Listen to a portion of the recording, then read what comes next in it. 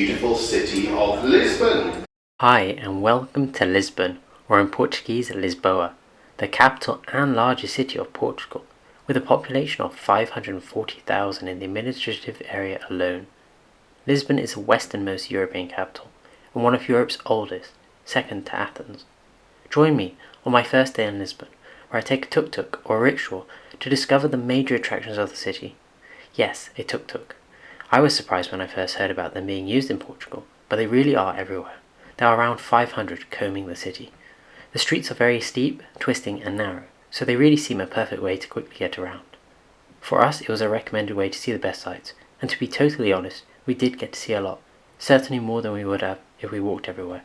So the main sights we wanted to see were the Alfama, the Monasterio dos Orônimos, the Belém, and of course the main square, the largest in Europe, Praça do Comércio. So our first stop was the oldest church in the city, the Church of Santa Maria Maior. Built in 1147, this marvelous cathedral has survived a lot, including the devastation of the 1755 earthquake. From the outside, you can be convinced it was built in the place of a castle, with some fortification appearances. The cathedral is free to enter, but there is a small charge to see the cloisters, where there are excavations from Moorish times and Roman times. It also contains the tomb of King Alfonso IV. There is also a small charge to see the treasury, where you can find manuscripts, silverware, and sculptures. Onto the TukTuk, we headed next to two of the best viewpoints in the city, Miradouro das Portas do Sol, the Doors of the Sun viewpoint, and Miradouro do Graça, Grace viewpoint, both giving really nice views of the city, and also not too far from the cathedral.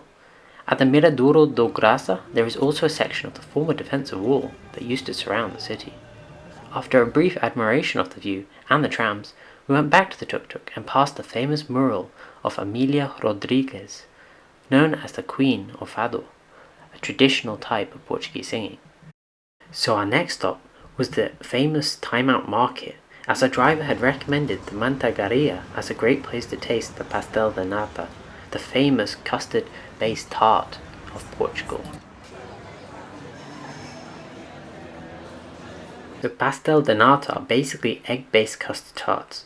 Initially, it was a recipe of Catholic monks, as the egg whites were used to starch clothing, and the egg yolks were left in abundance. After the closure of the monasteries in the liberal revolution of 1830s, the recipe was sold and the tarts became popular across Portugal, and then globally. Very sweet. Very nice. After trying one of these delights, we left to see the Monasterio dos Orônimos, the Church of Santa Maria, a beautiful World Heritage Site in Belém. The main chapel is free to enter, but if you want to see the monastery, you can purchase a ticket for €10. It's said that the pastel de natas that we just tried originated here at the Monasterio dos Orônimos. And our final stop of our epic 4-hour TukTuk tour was the iconic Belém Tower, the monument to the Age of Discoveries. Something I found very interesting was the monument to Gago Contino's seaplane. In 1922, Gago and Sacadura Cabral became the first pilots to fly across the South Atlantic Ocean, in the same plane the statue is modelled after. It took them 79 days, and they even had to ditch inside the Atlantic Ocean at one point. So, the Belém Tower is basically a 16th century fortification. It was a site of embarkation and disembarkation for many Portuguese explorers that travelled the world. Interestingly, the Belém Tower used to be in the middle of the river Tagus, but after the 1755 earthquake, the river was diverted, and now it's on the shore. After visiting Belém, we took a quick journey back to the main square, where our tour guide pointed out a great place to try ginger. So ginger is a Portuguese drink, which is basically fortified wine that has been infused with cherries and cinnamon. It was delicious.